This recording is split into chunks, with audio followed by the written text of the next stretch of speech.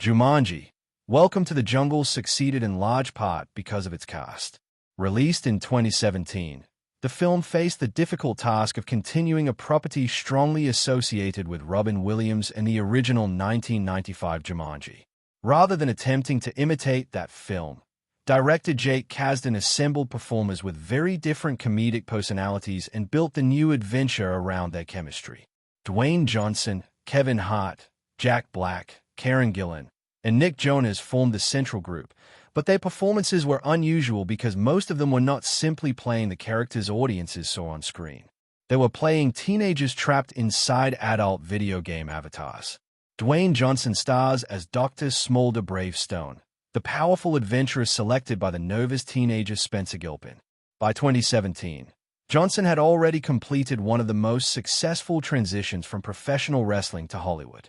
After becoming famous as The Rock, he gradually established himself as an action star through films such as The Scorpion King, Walking Tall, and Faster. His career expanded considerably when he joined the Fast and Furious series as Luke Hobbs. Films including San Andreas and Central Intelligence further demonstrated his ability to combine physical action with comedy. Jumanji gave Johnson an opportunity to make fun of the heroic image that had become central to his career. Bravestone looks like the perfect action hero. He is muscular, fearless, charismatic, and almost impossibly capable. The joke is that the person controlling him is Spencer, an insecure teenager who is frightened by danger and uncomfortable with his own identity. Johnson therefore had to communicate vulnerability through the body of someone who appeared completely invincible. His exaggerated expressions, nervous reactions, and gradual discovery of Bravestone's abilities allowed him to parody his own screen persona. The film became especially important to Johnson because it demonstrated that he could help lead a family adventure franchise outside his already established properties. Its enormous commercial success strengthened his position as one of Hollywood's most dependable blockbuster stars. Jumanji also became a major franchise for him, leading to his return as Bravestone in Jumanji: The Next Level. Kevin Hart plays Franklin Mouse Finbar, the small zoologist avatar inhabited by Anthony Fridge Johnson. Before Jumanji, Hart had become one of the most recognizable comedians in America through stand-up comedy in films including Ride Along, Think Like a Man, Get Hard, and Central Intelligence. His energetic delivery, rapid speech, frustration, and ability to turn arguments into comedy made him a natural contrast to Dwayne Johnson. That contrast is essential in Jumanji. In the real world, Fridge is a tall and athletic football player who is accustomed to physical superiority. Inside the game, he becomes the much shorter Finbar, whose listed weaknesses include strength, speed, and cake. Hart uses Fridge's outrage at this transformation as a constant source of humor. His arguments with Bravestone also reverse the relationship between Spencer and Fridge outside the game. Spencer suddenly possesses the powerful body, while Fridge must depend upon him. Johnson and Hart had already demonstrated their chemistry in Central Intelligence, but Jumanji gave their partnership a larger adventure setting. Their contrasting physical appearances and comedic styles became one of the film's defining features. For Hart, the movie expanded his blockbuster credentials and introduced his comedy to an even broader international audience. Jack Black delivers perhaps the film's most unusual performance as Professor Sheldon Shelley Oberon. The Avatar is inhabited by Bethany Walker, a popular, image-conscious teenage girl who initially appears obsessed with her phone and social status. Black therefore spends most of the movie portraying a teenage girl trapped inside the body of a middle-aged male cartographer. Long before Jumanji, Black had established a distinctive career combining music, comedy, and acting. High Fidelity helped introduce him to wider audiences, while School of Rock turned him into a major comedy star. He later appeared in King Kong, Nacho Libre, Tropic Thunder, and Gulliver's Travels, while his voice performance as Poe became the heart of the Kung Fu Panda franchise. His career had always depended heavily on physical comedy, facial expressions, vocal performance, and a willingness to appear ridiculous. Those abilities were perfectly suited to Bethany. Black avoids making the performance simply a one-note impersonation. The comedy begins with Bethany's horror at her new appearance, but the character gradually becomes warmer and more compassionate. Black uses changes in posture, voice, and expression to suggest the teenager underneath the avatar. One of the most memorable aspects of the performance is how completely the film asks audiences to accept Black as Bethany rather than merely as Professor Oberon. The role reminded audiences of Black's versatility and became one of the most praised comedic elements of the movie.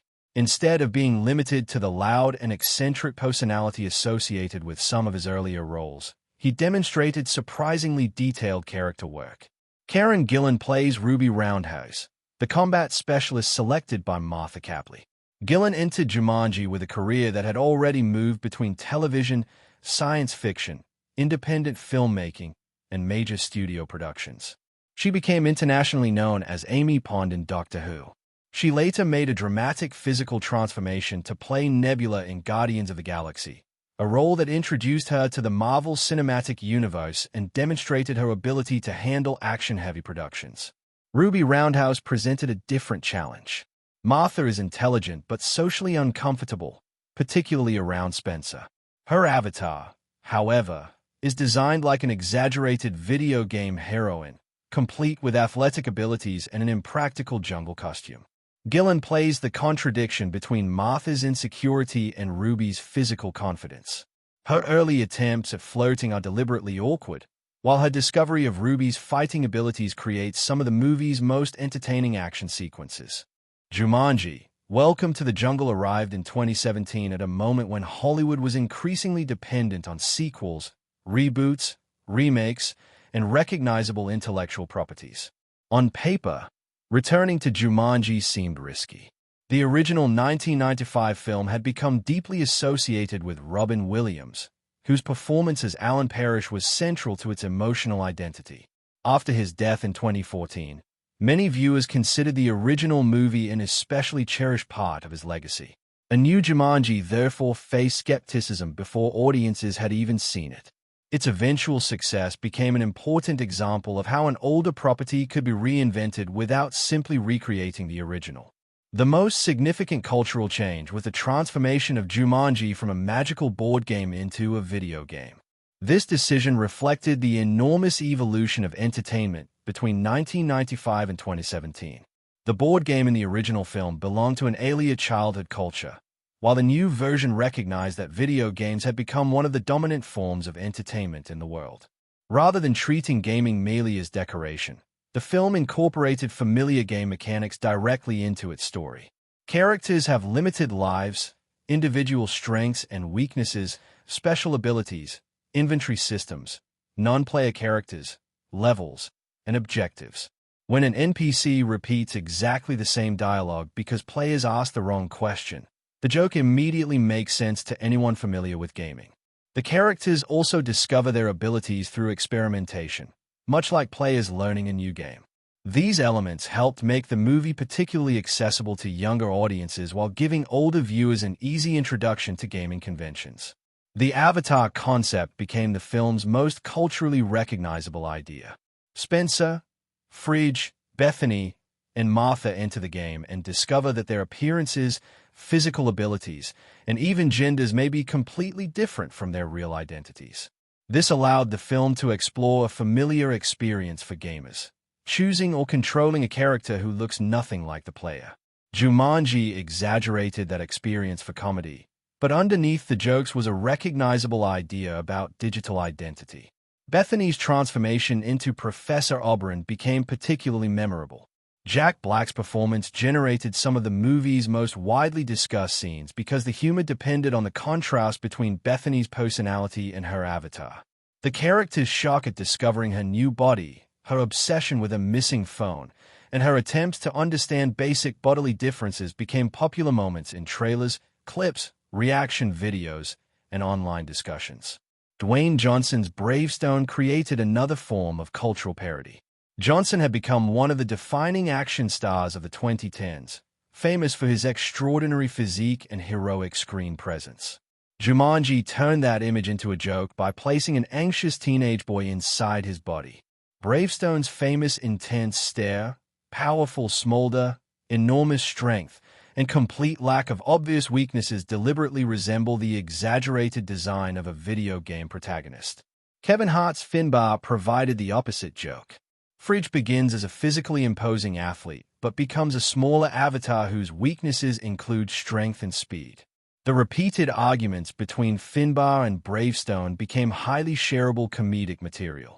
Their height difference, contrasting personalities, and exaggerated reactions contributed to the continuing popularity of Johnson and Hart as an entertainment partnership. The film also benefited from the growing culture of internet memes and short video clips. Bravestone discovering his abilities, Finbar being launched into danger, Ruby Roundhouse performing dance fighting, and Professor Oberon's reactions all provided moments that could easily circulate independently from the movie. The exaggerated video game structure made these sequences understandable even when removed from their original context. Ruby Roundhouse also became part of a broader conversation surrounding the design of female characters in games and action entertainment. Her costume deliberately resembles the impractical clothing often given to female video game characters. Martha immediately questions why she is wearing such limited clothing in a dangerous jungle. The film uses the costume as a joke while acknowledging a criticism that gaming culture had debated for years. Karen Gillan herself became closely associated with the visual image of Ruby, making the character one of the most recognizable elements of the revived franchise.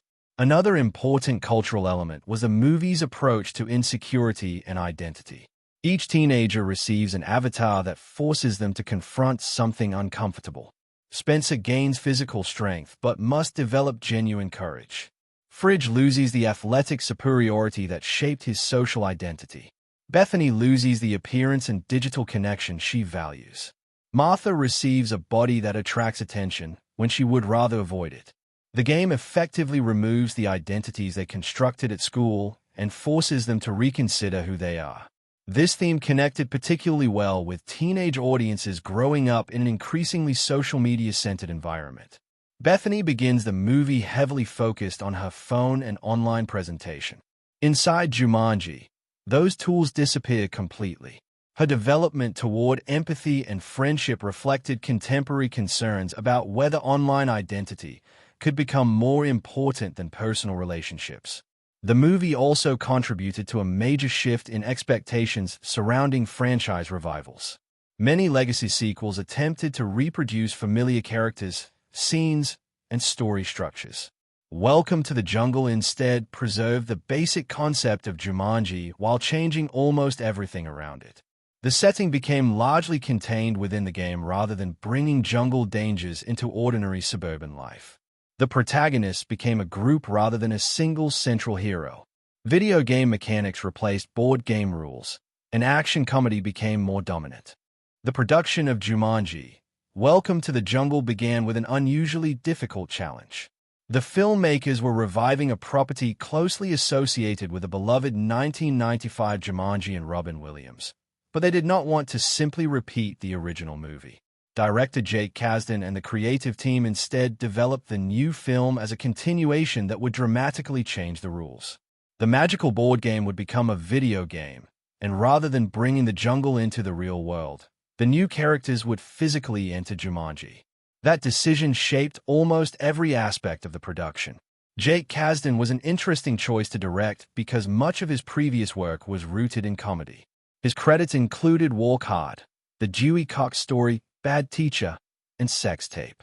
Jumanji required him to combine that comedic experience with large-scale action, visual effects, elaborate sets, and location filming. Kasdan understood that the movie could not depend entirely on spectacle. The relationships between the characters had to remain the center of the story, particularly because the main actors were technically portraying teenagers inside adult bodies. The screenplay went through several stages of development and involved multiple writers. The final concept created an unusual acting challenge. Dwayne Johnson was not simply playing the fearless Dr. Smolder Bravestone. He was playing Spencer attempting to behave through Bravestone. Kevin Hart was playing Fridge inside Franklin Finbar. Karen Gillan was playing Martha inside Ruby Roundhouse, and Jack Black was playing Bethany inside Professor Oberon. The filmmakers therefore needed the teenage actors and adult stars to create recognizable connections between the two versions of each character. Alex Wolff, Sir Darius Blaine, Madison Isman, and Morgan Turner established the personalities of Spencer, Fridge, Bethany, and Martha before the audience entered Jumanji. Their performances gave the adult cast behavioral foundations to build upon. The humor would fail if the stars simply behaved like their normal screen personas. Small details involving posture, confidence, speech patterns, and reactions helped maintain the illusion that the teenagers were still present underneath their avatars. Much of the movie was filmed in Hawaii, particularly on the island of Oahu. The tropical environment provided the production with real mountains, vegetation, valleys, and jungle landscapes that could make Jumanji feel larger than a conventional studio set. Quiloa Ranch, one of Hawaii's most recognizable filming areas, was among the locations used. The region had previously appeared in numerous major productions, including Jurassic Park, making its dramatic landscape familiar to movie audiences even when they could not identify the location. Filming in Hawaii gave the movie impressive natural scenery, but it also created practical difficulties. Jungle environments can be hot, humid, muddy, and physically exhausting. Cast members had to perform action and comedy while dealing with demanding outdoor conditions. Karen Gillan faced a particularly obvious challenge because Ruby Roundhouse's costume consisted of boots, shorts, and a cropped shirt.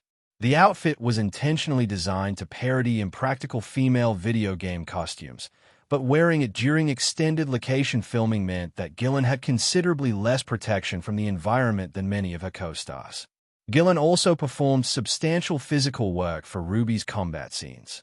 Ruby's special ability is dance fighting, allowing the movie to combine choreographed martial arts with deliberately exaggerated dance movements. Creating those sequences required coordination between Gillan, stunt performers, choreographers, camera crews, and visual effects teams. The result had to appear impressive enough to function as action, while remaining funny enough to fit the movie's playful video game logic. Dwayne Johnson's physical presence created a different production advantage. Bravestone was designed as an exaggerated action hero, so Johnson's established image could be incorporated directly into the comedy. The character's list of strengths becomes absurdly long, while his weakness appears to be essentially non-existent. The production repeatedly emphasized Johnson's size through framing and through his contrast with Kevin Hart. Their existing friendship and comedic chemistry made many confrontational scenes feel energetic rather than hostile. Jack Black's performance required preparation of a different kind. Because he was portraying Bethany, his comedy depended on observing characteristics that could suggest a teenage girl without reducing the entire performance to a simple caricature. Madison Isman's performance as Bethany provided an important reference. Black concentrated on vocal rhythm, gestures, emotional reactions, and Bethany's confidence. The filmmakers then allowed the comedy to evolve as Bethany became more comfortable with Oberon's body. Nick Jonas joined the main group as Seaplane McDonough, whose player, Alex, has been trapped in Jumanji for years. His arrival changes the rhythm of the film because the audience initially encounters him as another video game character before learning that he is also a real person. The production created his jungle hideout as a direct connection to the earlier movie. The shelter had once belonged to Alan Parrish, and the appearance of his name served as a tribute to Robin Williams without requiring the filmmakers to digitally recreate him or force a larger cameo into the story. Visual effects were essential because the real Hawaiian landscapes represented only part of Jumanji. The movie required enormous animals, impossible environments, explosions, character respawns, and action sequences that could not safely be achieved through practical methods alone. Computer-generated imagery was combined with physical locations and sets so that the world could maintain the exaggerated quality of a video game while still feeling tangible. The animal sequences were particularly complicated.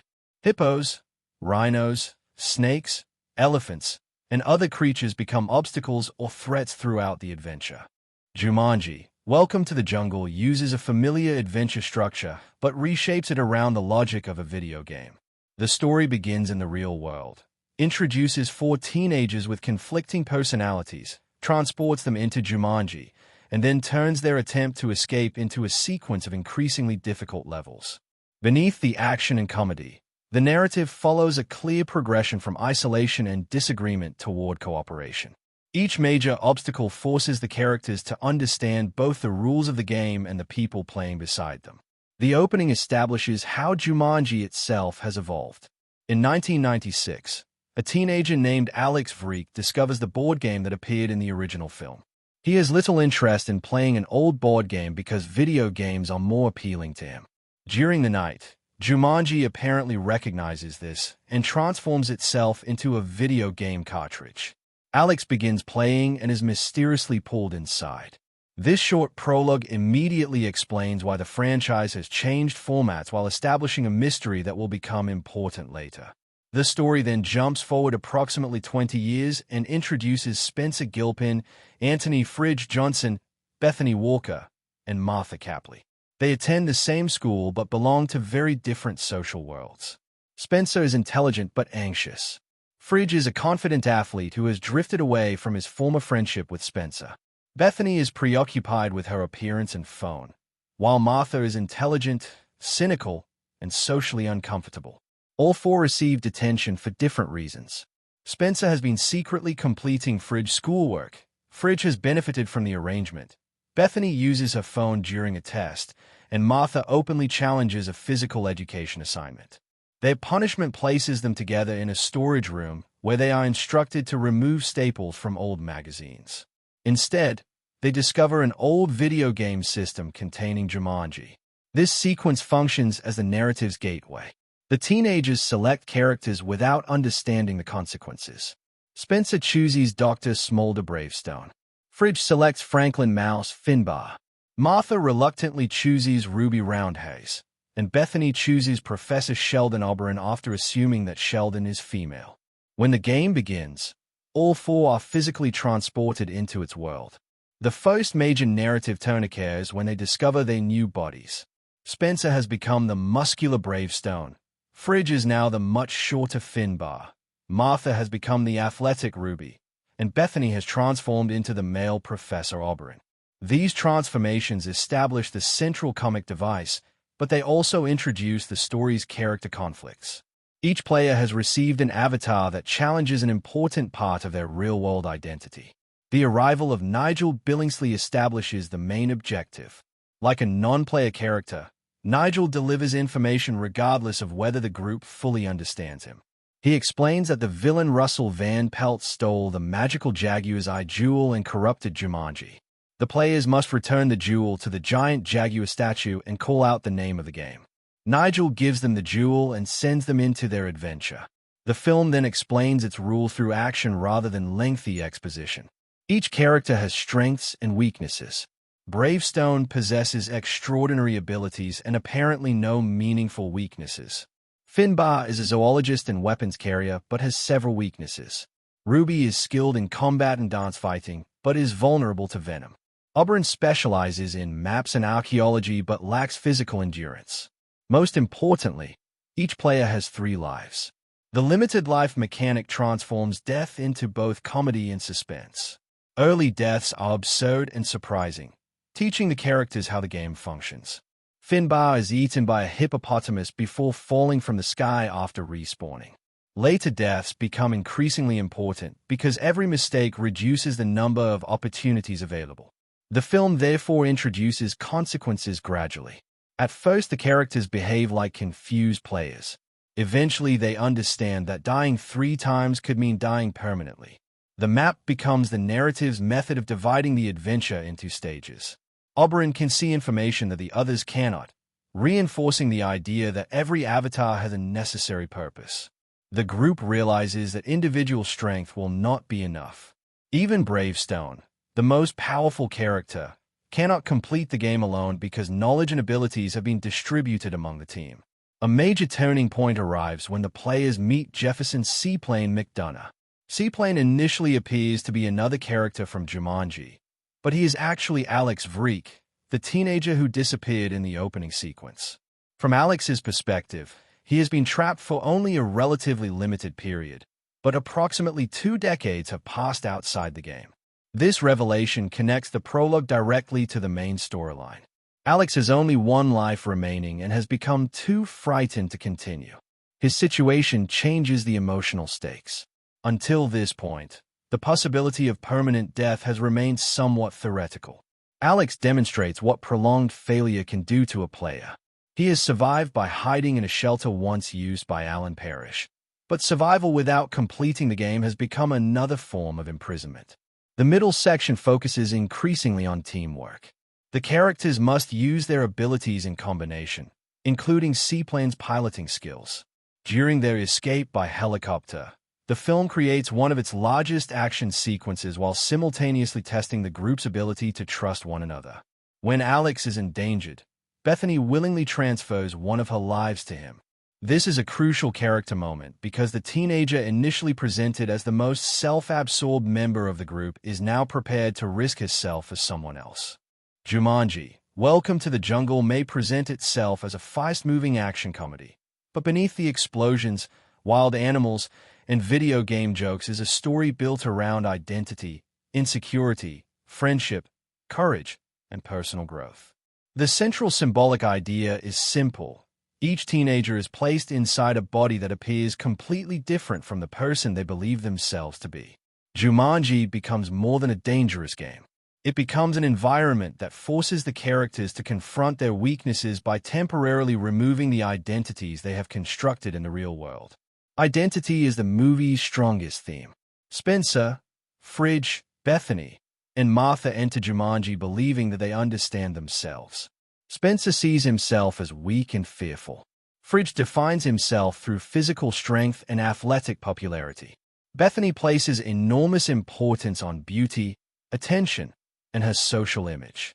Martha protects herself through intelligence, sarcasm, and emotional distance.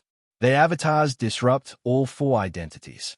Spencer's transformation into Dr. Smolder Bravestone is the clearest example. Spencer is physically unimposing and constantly worried about danger, while Bravestone resembles an idealized action hero. He is strong, attractive, confident, and almost impossible to defeat. The contrast creates comedy, but Bravestone also symbolizes the person Spencer wishes he could become.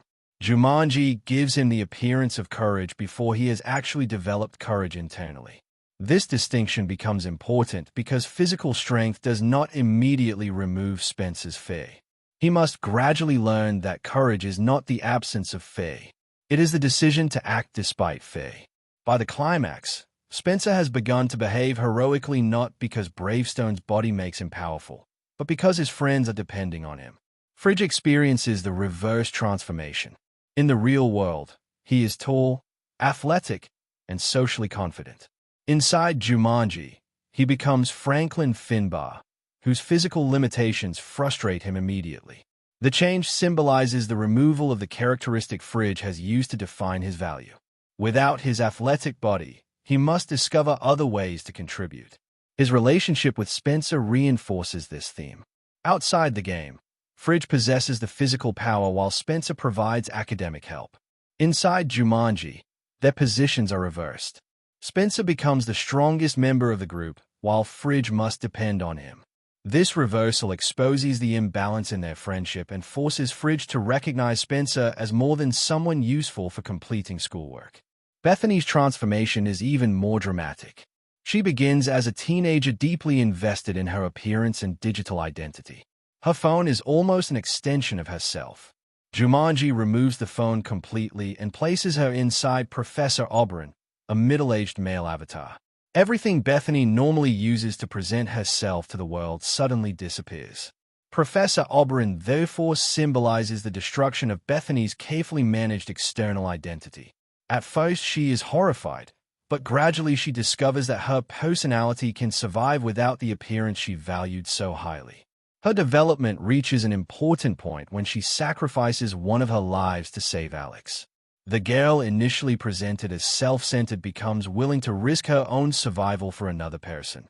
Martha's transformation into Ruby Roundhouse explores a different relationship with appearance. Unlike Bethany, Martha does not seek attention. She is uncomfortable with social expectations and particularly uneasy about romantic attraction. Ruby's appearance makes hiding difficult. Martha suddenly occupies the body of an exaggerated video game heroine designed to attract attention. Ruby's costume is itself a symbol. The short shorts, cropped shirt, and boots resemble the impractical designs historically associated with female characters in adventure games. Martha immediately questions why anyone would dress like that in a jungle. The film uses the costume as both parody and commentary. It visually represents an idealized female image that Martha never asked to embody. Yet Martha's growth does not involve becoming Ruby. Instead, she learns to become more comfortable with herself. Ruby's fighting ability gives Martha temporary physical confidence, but her emotional confidence must develop independently. Her awkward attempts to flirt with Spencer reveal that an impressive avatar cannot instantly erase insecurity. The concept of limited lives introduces another major theme: mortality. At first, the characters treat their 3 lives like a strange game mechanic. Death can even become comedy because they fall from the sky and return. However, every lost life makes the possibility of permanent death more serious. The familiar gaming idea of extra lives becomes a symbolic reminder that opportunities are limited. Alex represents this theme most strongly. Having only 1 life remaining has left him afraid to continue. His fear is understandable, but refusing to act has trapped him inside Jumanji for years. His situation creates a symbolic choice between merely surviving and actually living. To escape, Alex must accept risk again. The Jaguar's eye functions as the story's most obvious traditional symbol. The jewel has been removed from its rightful place, causing corruption to spread throughout Jumanji. Returning it restores balance. On a thematic level, the missing jewel reflects the disrupted identities of the players. Just as Jumanji has been thrown out of balance, the teenagers enter the game emotionally disconnected from themselves and one another. The jungle itself can be interpreted as a symbolic space of transformation. The school scenes establish social labels and familiar routines. Jumanji removes those structures. Popularity, grades, appearance, athletic reputation, and social media become meaningless in an environment where survival depends upon cooperation.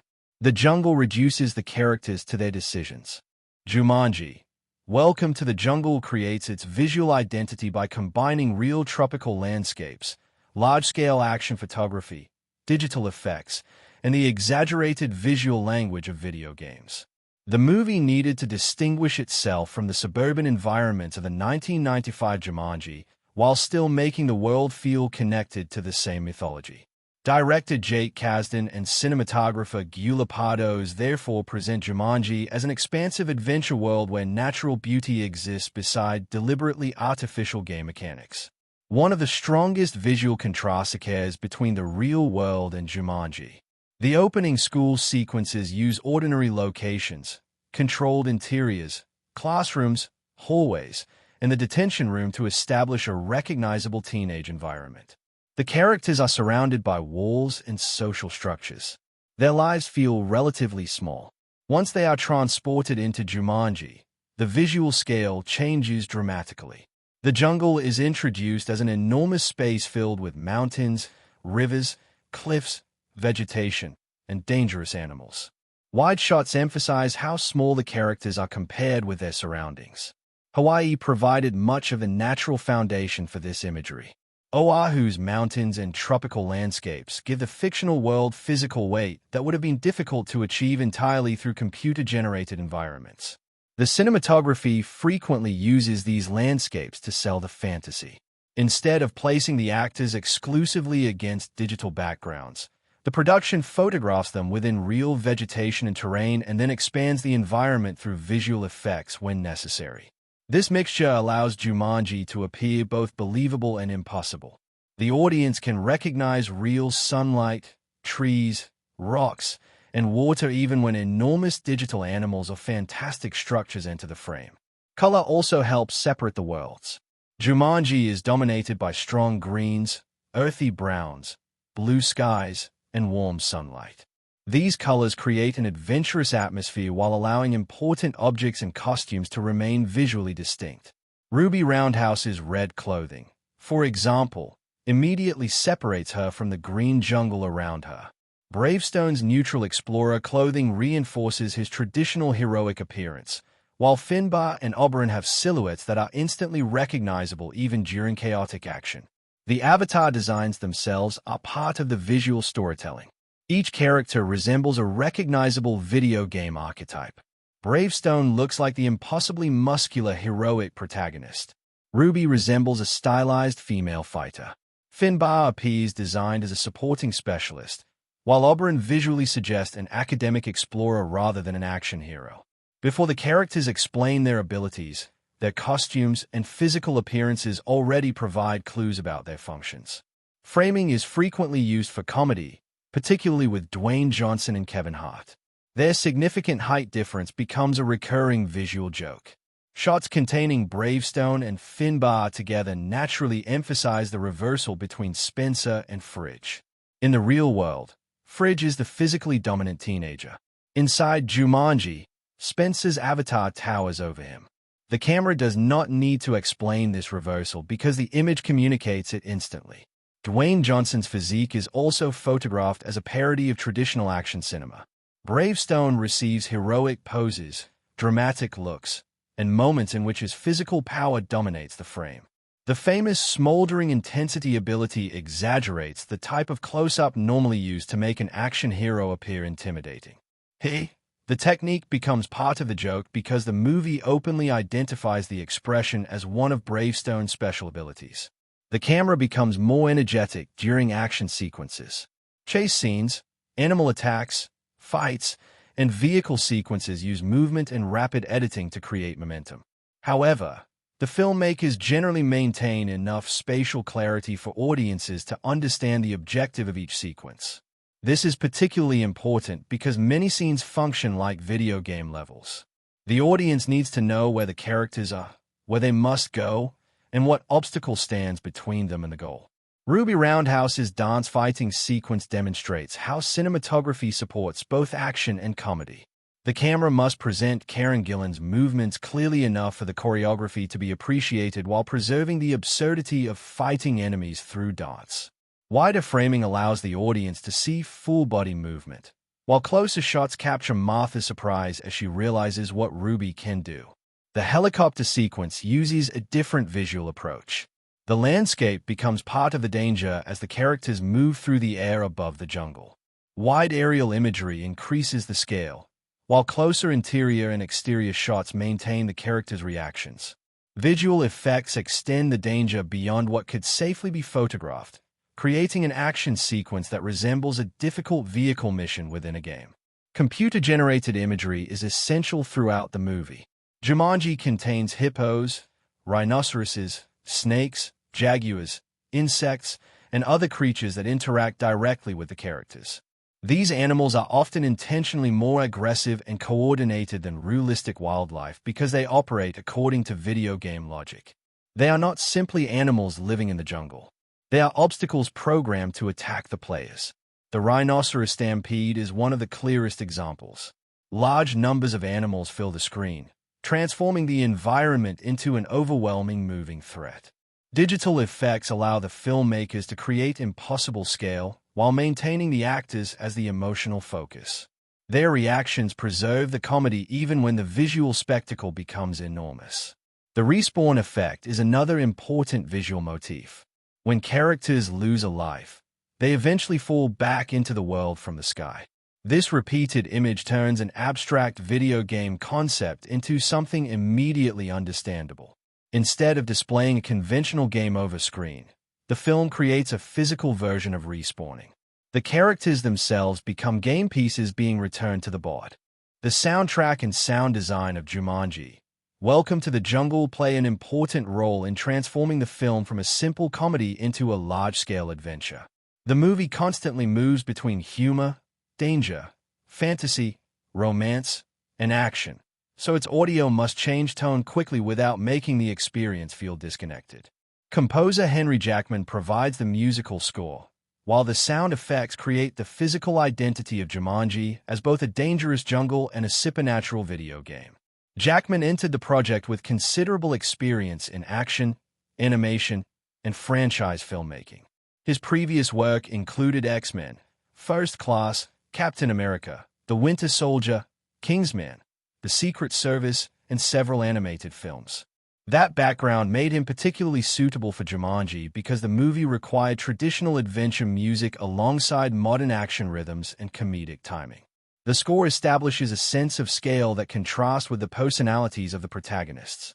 Spencer, Fridge, Bethany, and Martha are inexperienced teenagers, but once they enter Jumanji, the music frequently treats their surroundings with the seriousness of an epic adventure.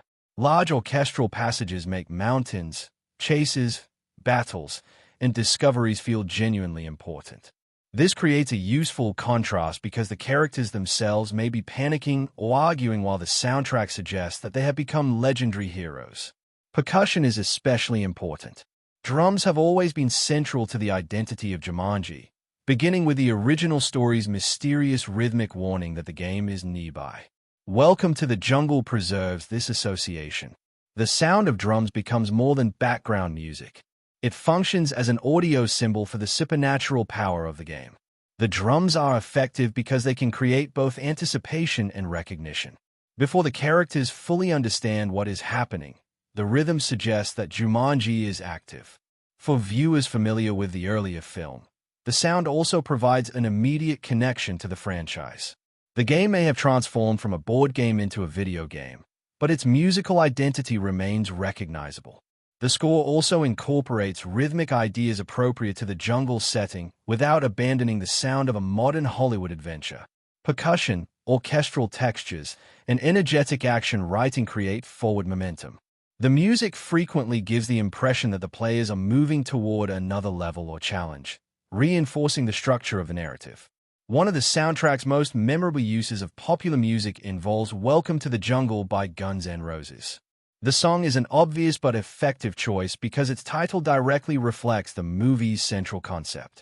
Its presence connects the film's jungle adventure with rock music and gives the production a playful awareness of its own premise. Popular music is also used as part of characterization. The film does not depend exclusively on orchestral scoring because the protagonists come from a contemporary teenage world. Familiar songs help connect their ordinary lives with the exaggerated fantasy surrounding them. This prevents Jumanji from feeling like a completely traditional expedition movie. The most distinctive combination of music and action occurs during Ruby Roundhouse's dance fighting sequence. Martha initially has little understanding of how to use Ruby's abilities. When dance fighting becomes necessary, music is transformed into part of the joke and part of the combat. The rhythm guides the choreography while the scene exaggerates the idea that a video game character could possess a special fighting style activated almost like a programmed ability. Sound effects are equally important to the movie's video game identity. Jumanji operates according to rules that the players must discover, and audio helps make those rules understandable. Character deaths, respawns, attacks, weapons, vehicles, and environmental threats all require distinctive sounds. The audience needs to feel that the characters have entered a physical environment while also recognizing that the environment behaves artificially.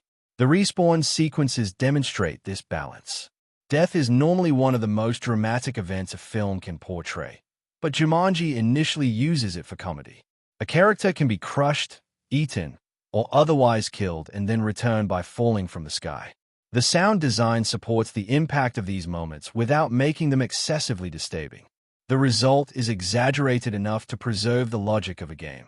Animal sounds contribute significantly to the danger. Hippos, rhinoceroses, snakes, jaguars, and insects are not passive elements of the environment. Their growls, movement, impacts, and attacks make the jungle feel hostile. In several sequences, sound warns the characters before the full threat becomes visible. This creates suspense through anticipation. The rhinoceros stampede is a strong example of layered sound design. The sequence requires the impression of enormous weight and movement. Hooves, impacts, character reactions, environmental destruction, and music combine to create the feeling of a massive force approaching. The sound must communicate scale even when the camera cannot show every animal simultaneously. Vehicle sequences use a different collection of sounds. Engines, helicopter blades, mechanical failures, wind, impacts, and explosions create speed and physical danger. During the helicopter sequence, The audio helps establish altitude and instability. The constant mechanical noise keeps the audience aware that the characters are depending on a machine that may fail while attempting an extremely dangerous mission. Dialogue remains central despite the spectacle. The movie depends heavily on comic interaction, particularly between Dwayne Johnson, Kevin Hart, Jack Black, and Karen Gillan. Sound mixing, therefore, has to preserve their lines even during action-heavy scenes. Hart's rapid complaints, Johnson's nervous reactions, Black's dramatic responses, and Gillan's awkward observations often provide the punchline while effects and music continue around them. Jumanji, Welcome to the Jungle entered theaters carrying far more uncertainty than its eventual success might suggest. Reviving Jumanji without Robin Williams was always going to invite skepticism, particularly because the 1995 film had become a nostalgic favorite. The decision to replace the magical board game with a video game created further debate before release. Yet once audiences saw the finished film, the reaction became considerably more positive. The movie emerged as one of the biggest commercial surprises of 2017 and transformed Jumanji into a major modern franchise. Critical reception was generally favorable rather than universally enthusiastic. Reviews frequently praised the chemistry of the central cast, the body-switching concept, and the decision to avoid simply remaking the original. Dwayne Johnson, Kevin Hart, Jack Black, and Karen Gillan were repeatedly identified as the movie's greatest strength. Critics who found the plot conventional often still acknowledge that the performers generated enough humor and energy to make the familiar adventure structure entertaining. Jack Black received particularly strong attention. His performance as Professor Oberon, the avatar inhabited by teenage Bethany, could easily have become a repetitive joke. Instead, many viewers considered Black one of the highlights of the movie. His gestures, vocal delivery, facial expressions, and commitment to Bethany's personality helped sell the central idea that the adult actors were actually teenagers trapped inside unfamiliar bodies. Dwayne Johnson's performance was also appreciated because it allowed him to parody his established action star image. Dr. Smolder Bravestone appears to be the perfect heroic figure, yet Spencer is anxious and inexperienced underneath that body. Johnson's willingness to look frightened, confused, and emotionally vulnerable created a contrast with the physical confidence audiences normally associated with him. Kevin Hart received a somewhat more divided response. Fans of his energetic style enjoyed Finbar's complaints and arguments, particularly his exchanges with Johnson. Some critics felt that Hart was working within a familiar comic persona rather than revealing a dramatically different side of himself. Even so, his chemistry with Johnson was widely recognized as an important component of the ensemble. Karen Gillan was praised for combining action with deliberately awkward comedy. Martha is uncomfortable with attention and uncertain about romance, while Ruby Roundhouse looks like a highly confident video game heroine. Gillan had to communicate both identities simultaneously. Her dance-fighting sequences became some of the movie's most recognizable action comedy moments. Criticism often focused on the screenplay's conventional structure. Once the players enter Jumanji, the main objective is straightforward: survive the game's obstacles, return the Jaguar's eye, defeat the villain's forces, and escape. Some reviewers argued that the film relied heavily on familiar adventure conventions and predictable character development. The story was rarely considered revolutionary, even by critics who enjoyed it. Russell Van Pelt was another commonly identified weakness. Bobby Cannavale gives the villain an appropriately threatening presence, but Van Pelt receives relatively little emotional complexity. He exists primarily as the game's antagonist rather than as a deeply developed character. This can be defended as intentional because he behaves like a programmed video game boss, but it also means the film's villain is less memorable than its heroes. The visual effects received mixed levels of enthusiasm. The movie contains large quantities of computer-generated animals and environments, including rhinoceroses, hippos, snakes, and jaguars. The spectacle was generally considered effective for a family adventure, although some critics felt that certain effects lacked realism. For many audiences, however, absolute realism was not essential because Jumanji intentionally behaves like an exaggerated video game. Ruby Roundhouse's costume generated discussion as well. Martha herself criticizes the outfit, questioning why her avatar is dressed in shorts and a cropped shirt in the middle of a dangerous jungle. The filmmakers intended the design as a parody of impractical female video game costumes. Some viewers appreciated the joke and the self-awareness, while others argued that acknowledging the problem did not completely eliminate it. The most significant response came from general audiences. Jumanji, Welcome to the Jungle demonstrated exceptional staying power at the box office. It opened in December 2017 during an extremely competitive holiday period, with Star Wars: The Last Jedi dominating worldwide attention. Under normal circumstances, a film opening against such enormous competition could have disappeared quickly. Jumanji did the opposite. Instead of depending entirely on a massive opening weekend, the film continued attracting audiences for weeks. Positive word of mouth became one of its greatest advantages. Families and younger viewers discovered the movie during the holiday season, and repeat viewing helped maintain its theatrical performance well into 2018. Worldwide, the movie earned more than $960 million. This was extraordinary for a revival that had initially been greeted with uncertainty. In North America, it became one of Sony Pictures' biggest domestic successes and surpassed expectations that had seemed unrealistic before release. Its performance established beyond doubt that audiences were interested in this new interpretation of Jumanji.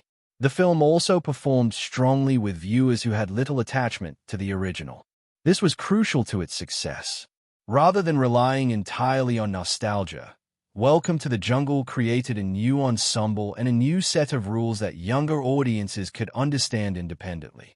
Jumanji, Welcome to the Jungle developed a legacy that few observers would have confidently predicted before its release. What initially appeared to be another Hollywood attempt to revive a familiar title became one of the clearest examples of a successful modern franchise reinvention.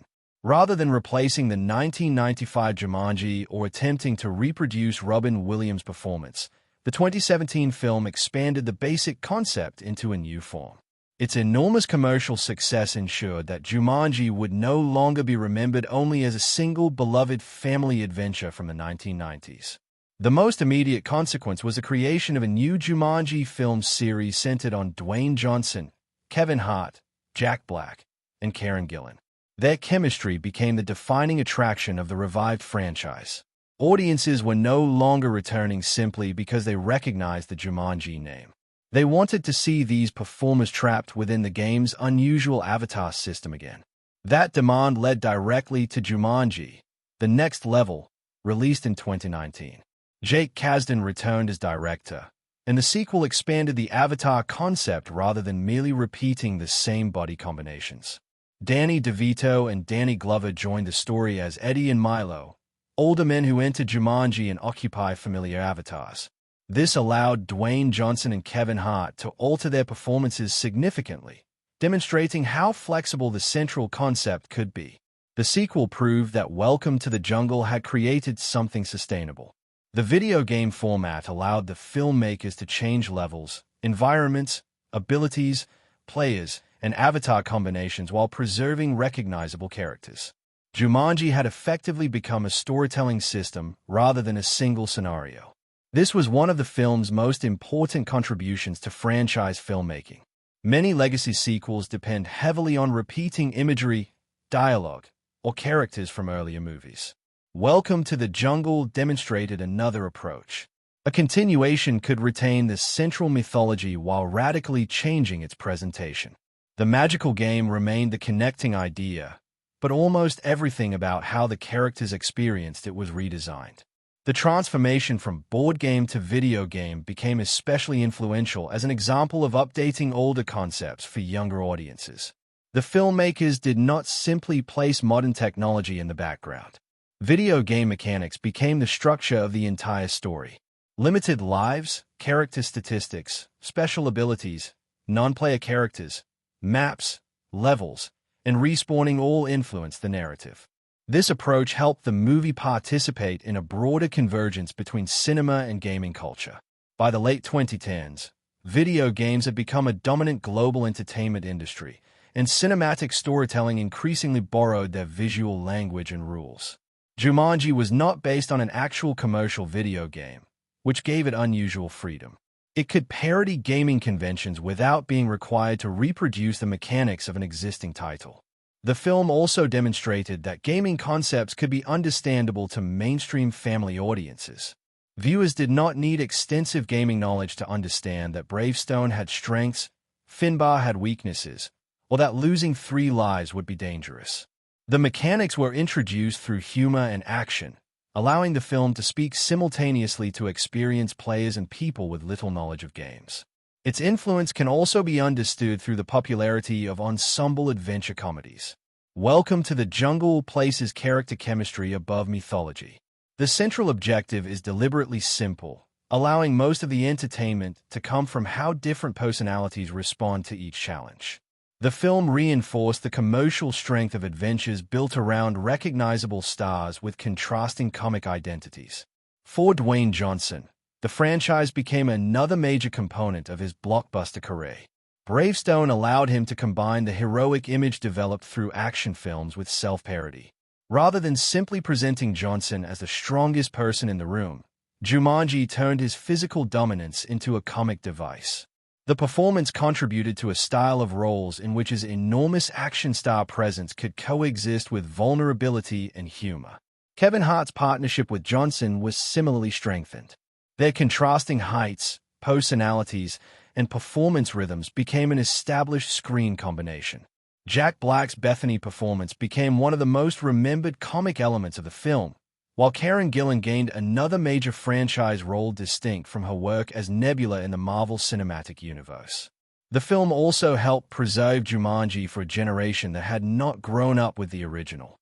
Before 2017, younger viewers might have encountered Jumanji primarily through family movie libraries, television broadcasts, or references to Robin Williams. Welcome to the Jungle made the name current again. The franchise could now appeal simultaneously to adults carrying nostalgia for 1995 and younger viewers attached to the new cast. Importantly, this generational expansion did not require the original movie to be dismissed. The reference to Alan Parrish established continuity and treated his adventure as part of Jumanji's history. This created a model of legacy storytelling in which an earlier hero could remain meaningful without being physically brought back for nostalgia. The commercial legacy is impossible to separate from the creative legacy. Welcome to the Jungle earned more than $960 million worldwide, making its reinvention enormously valuable to Sony Pictures. Its success turned Jumanji into a major contemporary franchise and demonstrated that the brand had global appeal far beyond nostalgia for the 1995 film. Merchandising and home entertainment helped extend that renewed visibility.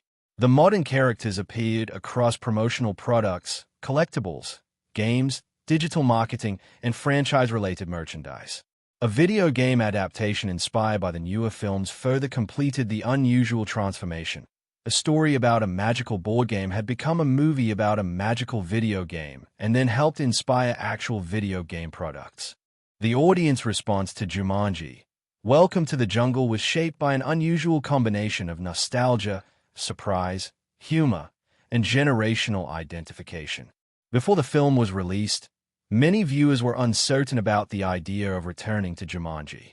The 1995 movie had become a childhood favorite for millions of people, and Robin Williams remained inseparable from its identity. For those audiences, the announcement of another Jumanji could easily feel unnecessary. Yet the 2017 film gradually overcame that resistance because audiences discovered that it was not attempting to recreate the experience they already loved. Older viewers approached the movie with memories of Alan Parrish, the mysterious board game, the frightening drums, and the chaos that invaded the real world. The original Jumanji had a darker emotional quality than many people remembered. Alan lost decades of his life inside the game, and the story dealt with childhood fear, abandonment, family, and the consequences of time. Welcome to the Jungle retained some of those ideas but presented them through a brighter action comedy style. For many returning viewers, the reference to Alan Parrish became especially meaningful. Alex survives inside a jungle shelter that had previously been used by Alan. His name connects the new adventure to the earlier story without requiring an imitation of Robin Williams. The moment allowed longtime fans to recognize that Alan still mattered within the mythology. It was a small tribute rather than an attempt to build the entire film around nostalgia.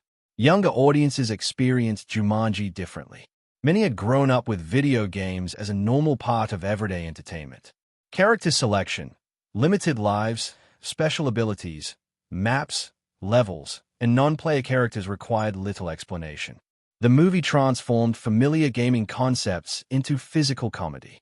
What would normally happen on a screen now happened directly to the characters. This made the avatar concept particularly effective. Audiences immediately understood the joke of choosing a character and then discovering that the avatar was completely different from a player.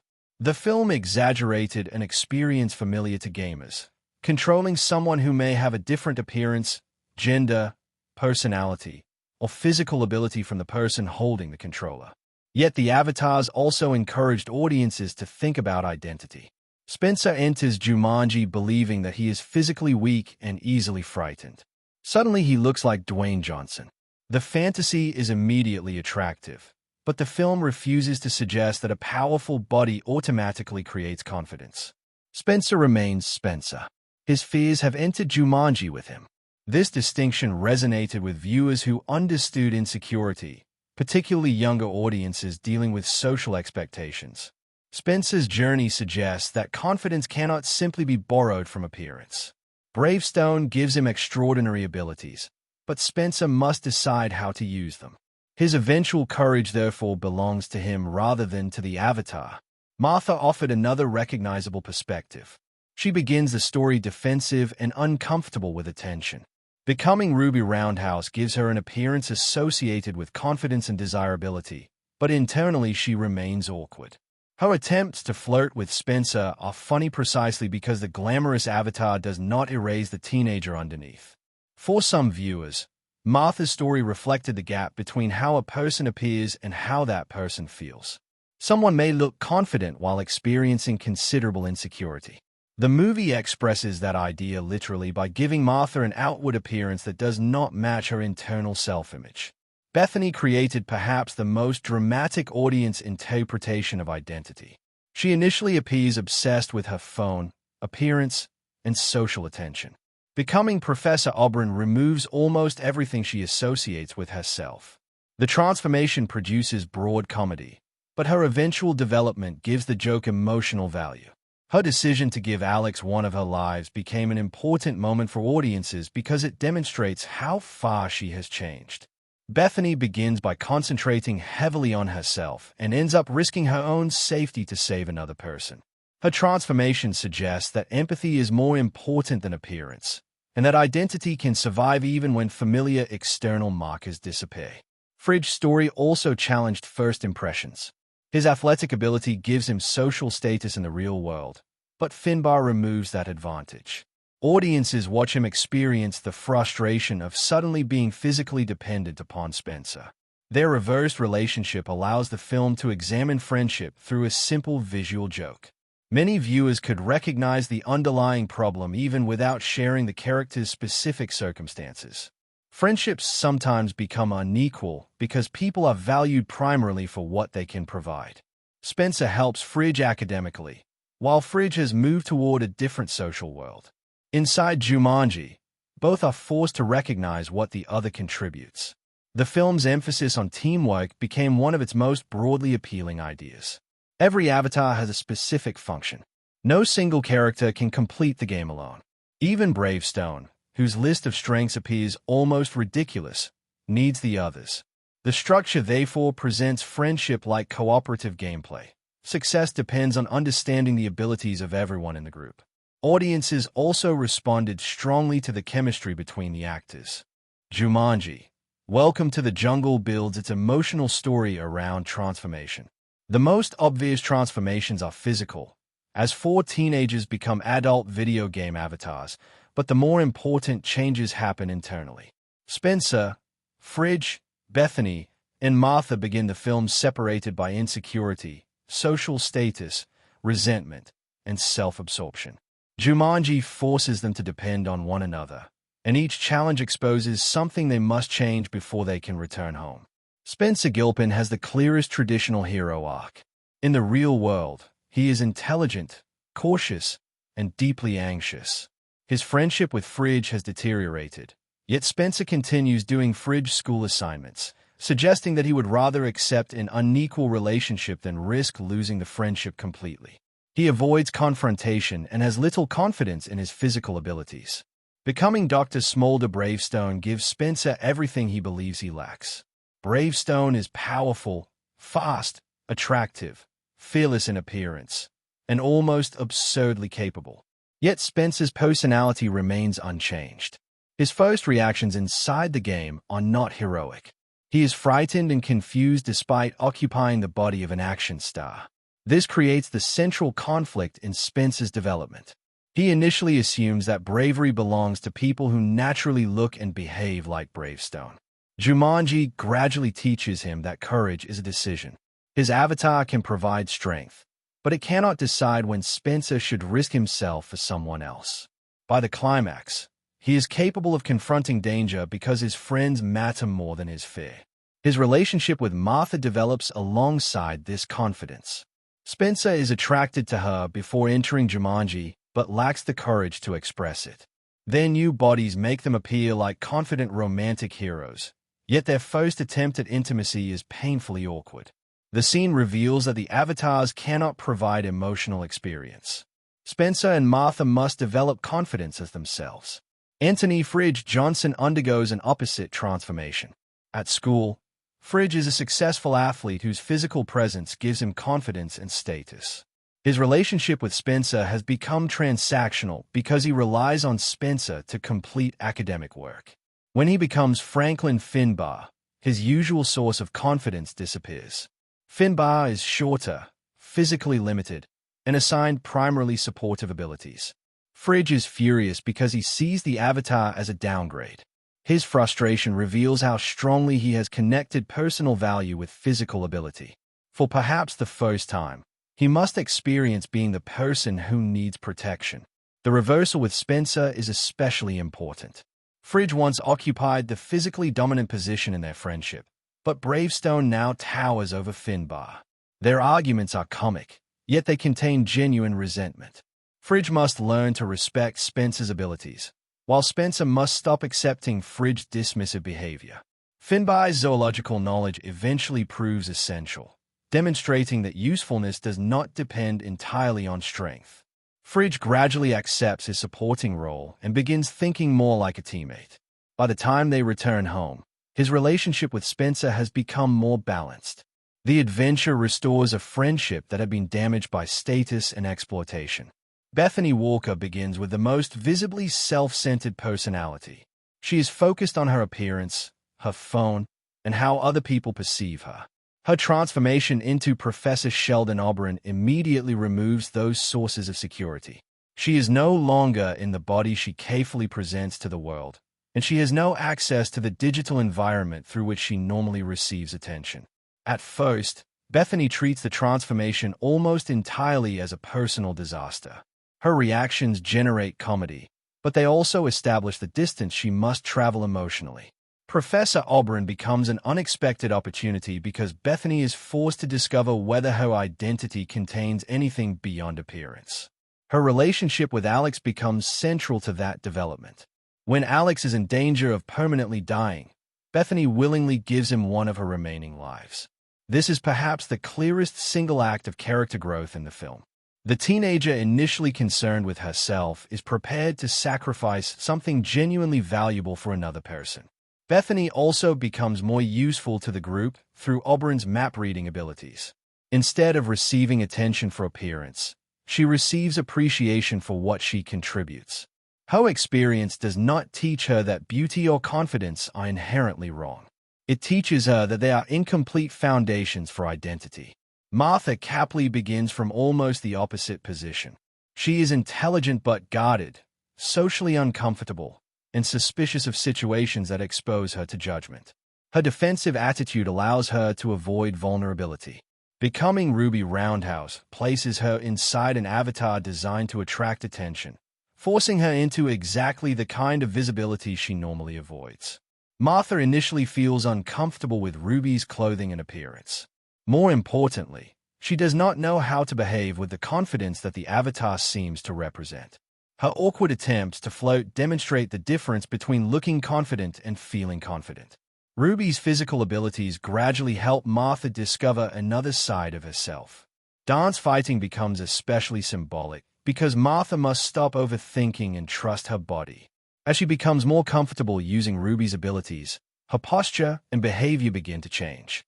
However, her real development occurs when she becomes emotionally open with Spencer. Martha does not end the story transformed into a completely different personality. She remains intelligent and thoughtful. The difference is that she no longer uses those qualities exclusively as protection against other people. She allows herself to form friendships and express romantic interest. Alex Vreek has a shorter but emotionally important arc. He entered Jumanji years earlier and has survived long enough to understand its dangers. By the time the group meets him, he has only one life remaining. His knowledge has therefore produced paralysis rather than confidence. Costume and set design are essential to the storytelling of Jumanji. Welcome to the Jungle because the film must visually communicate two completely different realities. The ordinary world establishes four teenagers through familiar clothing and environments, while Jumanji transforms them into exaggerated video game archetypes. Every major costume and location helps explain personality, function, danger, or progression before the characters need to describe it in dialogue. The real-world costumes are deliberately understated. Spencer dresses like an ordinary, somewhat reserved teenager. His clothing does not suggest physical confidence or desire to attract attention. This makes his transformation into Dr. Smolder Bravestone immediately effective. Spencer moves from an unremarkable teenage appearance into the body and clothing of someone designed to dominate every environment he enters. Fridge is introduced as a successful high school athlete. His real-world appearance supports the confidence and status associated with that identity. When he becomes Franklin Finbar, the contrast is intentionally severe. The teenager who is accustomed to being physically imposing suddenly occupies an avatar whose appearance suggests a supporting character rather than the main action hero. Bethany's original styling communicates her concern with appearance and social presentation. She enters the story as someone who understands how she wants to be seen. Her transformation into Professor Sheldon Oberon therefore becomes a costume joke before Jack Black even speaks. Oberon's explorer clothing, hat, and academic appearance are completely disconnected from the glamorous avatar Bethany imagined she was choosing. Martha's real-world clothing reflects a different form of discomfort. She does not present herself with Bethany's interest and attention and appears more guarded.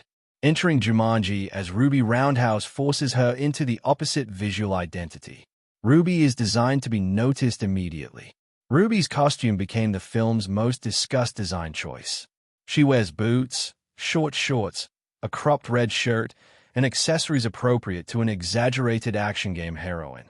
Martha immediately recognizes how impractical the outfit is for a jungle. This criticism is intentional. Ruby visually parodies female video game characters whose costumes have historically emphasized attractiveness even when the environment would logically demand protective clothing. The costume therefore performs two jobs simultaneously.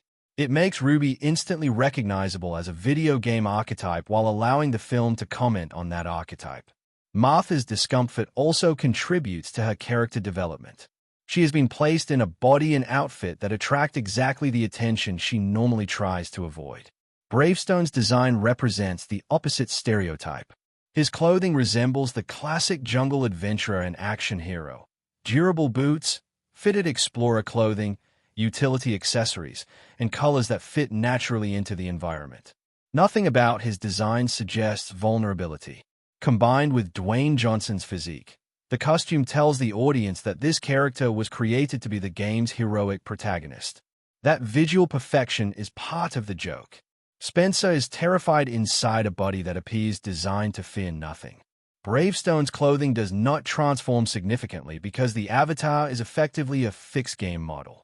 The emotional transformation must therefore come from Johnson's performance rather than conventional costume development. Finbar's costume similarly establishes his gameplay function. He appears prepared to carry equipment and assist the main adventurer rather than replace him. His outfit contributes to Fridge frustration because everything about Finbar communicates a secondary role. Yet this eventually supports the movie's theme that supporting abilities can be just as necessary as obvious physical power. Professor Oberon's costume places him firmly within the tradition of academic explorers. His hat, glasses, and expedition clothing suggest knowledge rather than combat. This allows Bethany's personality to clash constantly with the image.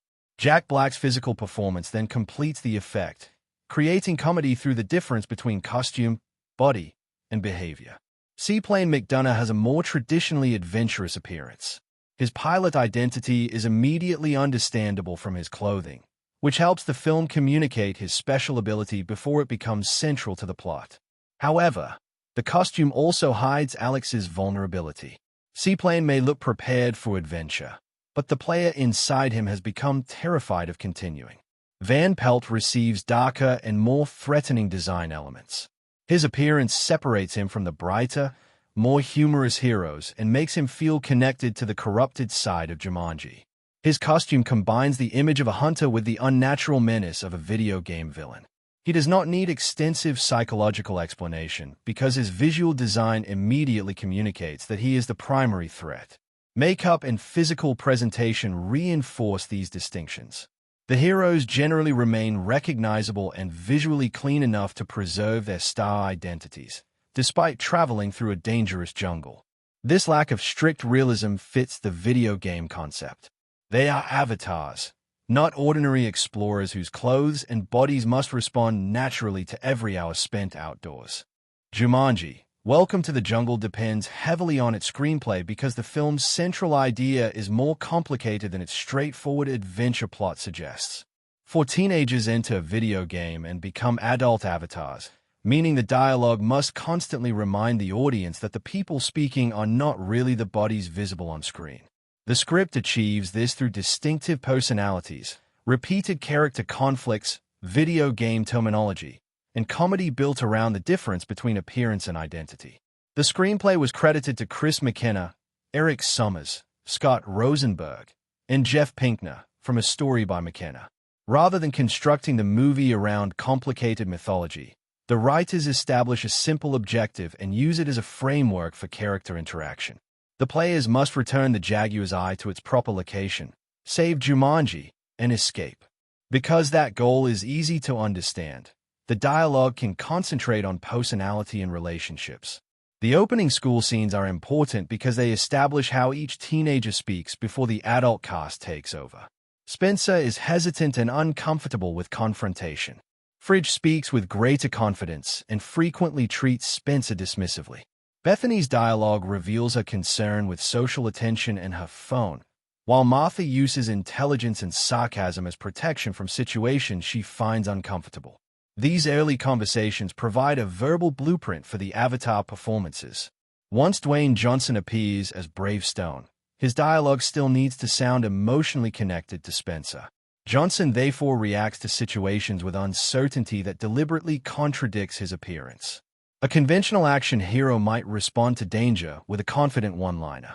Spencer often responds with panic, disbelief, or cautious analysis. This contradiction is one of the screenplay's most reliable comic devices. Bravestone looks as if he should automatically know what to do, but Spencer has no idea how to control him. The script repeatedly places heroic imagery beside nervous dialogue. His famous smolder is treated not as natural charisma, but as a listed ability, turning an action star expression into a game statistic. Finbar's dialogue operates differently. Fridge is angry about his avatar almost immediately, and the screenplay gives Kevin Hart frequent opportunities to complain about the reversal. In the real world, Fridge is the physically dominant member of his relationship with Spencer.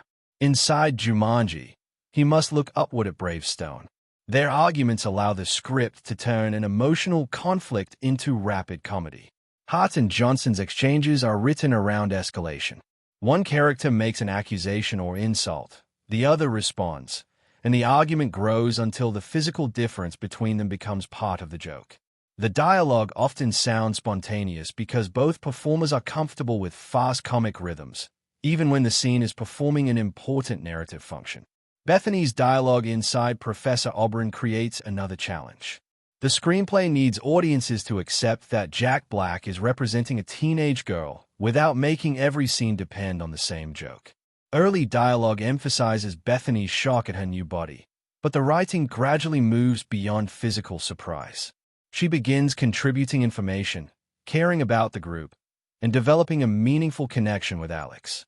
This change is reflected in what Bethany talks about. At the beginning, her concerns revolve heavily around herself. Later, her dialogue becomes more attentive to other people. The shift is not announced through a dramatic speech. Instead, the screenplay allows her priorities to change gradually until her decision to sacrifice a life for Alex feels believable. Martha's dialogue is built around awkwardness. Ruby Roundhouse appears confident, but Martha does not know how to perform that confidence socially. This is especially clear when Bethany attempts to teach her how to flirt. The humor comes from treating attraction almost like another game ability that Martha has not unlocked. The marketing campaign for Jumanji, Welcome to the Jungle, faced an unusual challenge. Sony Pictures needed to sell the return of a recognizable property while convincing audiences that the new film was not simply a remake of the 1995 Jumanji. Robin Williams remained strongly associated with the original, and early reactions to the idea of another Jumanji included considerable skepticism. The campaign therefore focused less on recreating nostalgia and more on presenting the new cast, video game concept, comedy, and large-scale jungle adventure as a distinct experience. One of the campaign's most important decisions was emphasizing the title Jumanji, Welcome to the Jungle.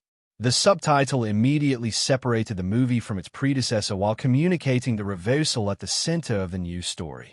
In the original film, elements of the jungle invaded the normal world. This time, the players themselves would enter Jumanji.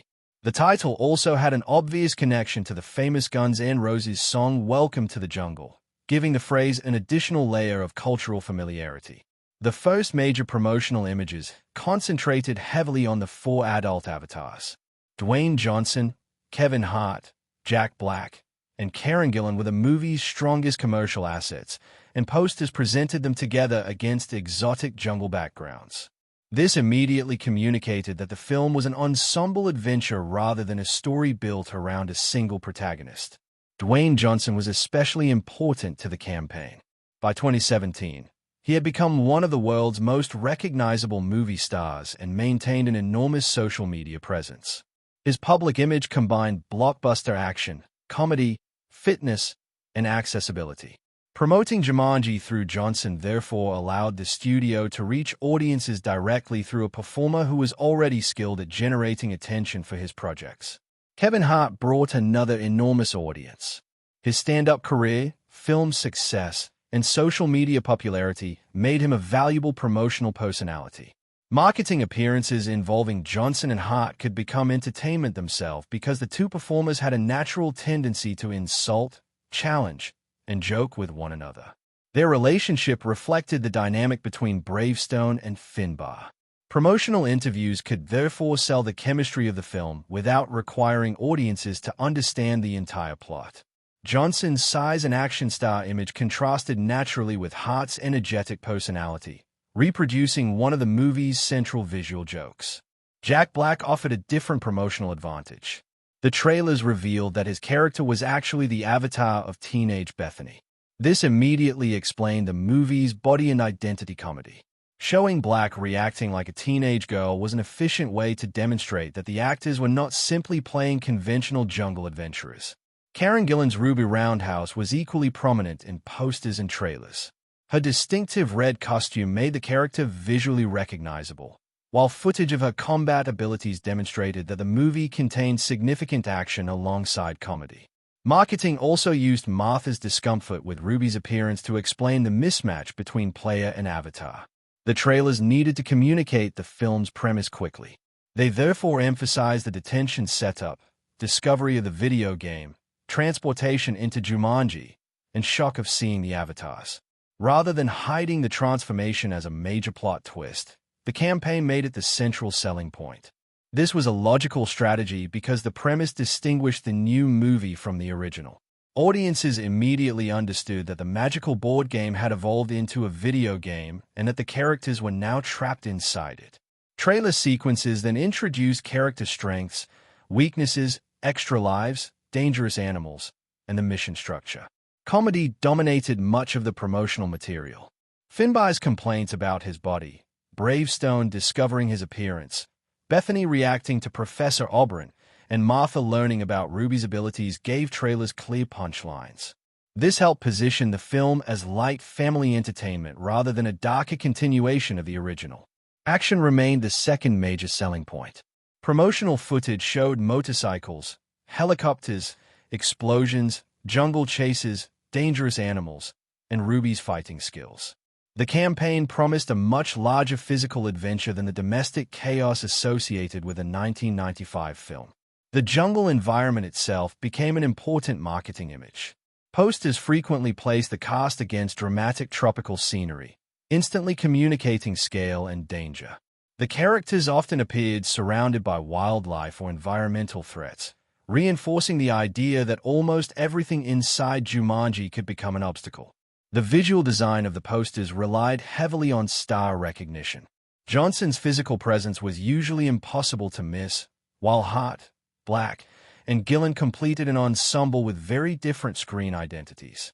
Even audiences with little interest in the Jumanji name could recognize the cast. Character posters and individual promotional materials allowed the campaign to emphasize the avatar system further.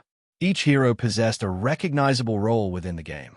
Bravestone represented strength, Ruby represented combat, Finbar offered specialist knowledge, and Oberon provided navigation and academic expertise. This gave marketing materials an opportunity to imitate the language of character selection in video games. Social media was particularly suitable for the film because its concept could be broken into short, easily understood pieces. Character abilities, comedic clips, cast interactions, trailer moments, and behind-the-scenes material could circulate independently. The personalities of Johnson and Hart were especially valuable because their promotional interactions often generated attention beyond official advertising. Jumanji, Welcome to the Jungle is most revealing when compared with the 1995 Jumanji, because the two films begin with the same supernatural idea but develop it in almost opposite directions. The original brings the dangers of Jumanji into ordinary life, while the 2017 continuation sends ordinary people into Jumanji. This reversal changes the tone, structure, characters, visual style, and even the meaning of the game. Rather than recreating the earlier film, Welcome to the Jungle uses its mythology as the foundation for a different kind of adventure. The 1995 film, directed by Joe Johnston, centers on Alan Parrish, who becomes trapped inside the mysterious board game as a child. Decades later, Judy and Peter Shepard resume the unfinished game and release the adult Alan, played by Robin Williams. Every role produces another supernatural danger, including wild animals, giant insects, destructive plants, a monsoon, and the hunt of Van Pelt. The original structure is therefore based on invasion. A recognizable American town becomes increasingly overwhelmed by an impossible jungle. Much of the visual excitement comes from seeing extraordinary threats appear inside houses, streets, and stores. Jumanji feels dangerous because there is no clear boundary between fantasy and normal life once the game begins. Welcome to the Jungle reverses this completely. Spencer, Fridge, Bethany, and Martha are physically transported into the game. The real world remains safe while the characters must survive the fantasy environment. This gives the 2017 movie greater freedom to become a traditional jungle adventure filled with mountains, rivers, aircraft, temples, animals, and enormous landscapes. The games themselves reflect the generations in which the movies were produced. The 1995 story revolves around a board game, dice, pieces, written instructions, and turns. The 2017 film transformed Jumanji into a video game after Alex Freak shows little interest in playing an old board game. The supernatural force effectively modernizes itself to attract another player. This is more than a cosmetic update. Video game mechanics shape the entire sequel. Characters select avatars, receive strengths and weaknesses, possess limited lives, encounter non-player characters, follow maps, and complete levels. The structure resembles cooperative gaming rather than a traditional board game. The treatment of death also changes significantly. In the original, danger feels permanent because the characters do not possess extra lives. Alan's lost childhood gives Jumanji a tragic dimension before the main adventure has even begun. Welcome to the Jungle can initially treat death as comedy because characters respawn. Only after their lives begin disappearing does mortality regain serious consequences. Tone provides another major difference. The 1995 Jumanji contains comedy, but it can also be surprisingly dark and frightening. Alan's disappearance devastates his family, and his return reveals a man emotionally shaped by years of isolation and fear. Robin Williams brings humor to the role, but he also gives Alan sadness and vulnerability. The 2017 movie places comedy much closer to the center. Dwayne Johnson, Kevin Hart, Jack Black, and Karen Gillan constantly create humor from the difference between their heroic appearances and the teenagers controlling them. Even violent deaths can become punchlines because of the respawn mechanic. This tonal change reflects the different protagonists. Alan Parrish carries decades of emotional history. The newer film instead follows an ensemble of teenagers experiencing a coming-of-age adventure. Their central problems involve confidence, friendship, appearance, popularity, attraction, and identity. Jumanji becomes a mechanism for forcing them to confront those issues. The role of Van Pelt demonstrates another important contrast. In the 1995 movie, Jonathan Haidt plays both Alan's father, Sam Parrish, and Van Pelt. This creates a psychological connection between Alan's fear of disappointing his father and the hunter pursuing him. Van Pelt can therefore be interpreted as more than a simple physical enemy. Bobby Cannavale's Van Pelt in Welcome to the Jungle serves a different purpose. He functions more like a programmed video game boss. He represents the corruption of Jumanji after stealing the Jaguar's eye and exists primarily to create pursuit and danger. He is less psychologically connected to one protagonist because the newer film distributes its attention across the ensemble. The heroes themselves also reflect changing ideas about adventure cinema. Alan Parrish is an ordinary person damaged by an extraordinary experience. Bravestone, Ruby, Finbar, Oberon, and Seaplane are deliberately constructed archetypes. They look like characters designed for a game, complete with specialized abilities. The joke is that the people controlling them do not match those archetypes. Spencer is frightened inside the perfect action hero. Martha is uncomfortable inside the confident female fighter. Fridge loses his athletic advantage, while Bethany loses the appearance she considers essential to her identity. The original asks what happens when a dangerous game changes your world. The sequel asks what happens when a game changes the body through which you experience yourself. Welcome to the Jungle can also be compared with body swap comedies. Films such as Freaky Friday use physical transformation to force characters to experience another person's life. Jumanji modifies this tradition because the teenagers do not exchange bodies with one another. They inhabit fictional avatars designed around abilities and stereotypes. That distinction allows the film to explore identity without requiring the avatars to possess personalities of their own. Bravestone is not a separate person competing with Spencer for control. He is an exterior identity. This makes the avatar a metaphor for how people imagine stronger, more attractive, or more confident versions of themselves. The movie also shares qualities with ensemble adventure films such as Guardians of the Galaxy. Both rely heavily on groups of incompatible personalities who gradually become effective teams. Humor frequently interrupts danger, and character chemistry is at least as important as the central mission.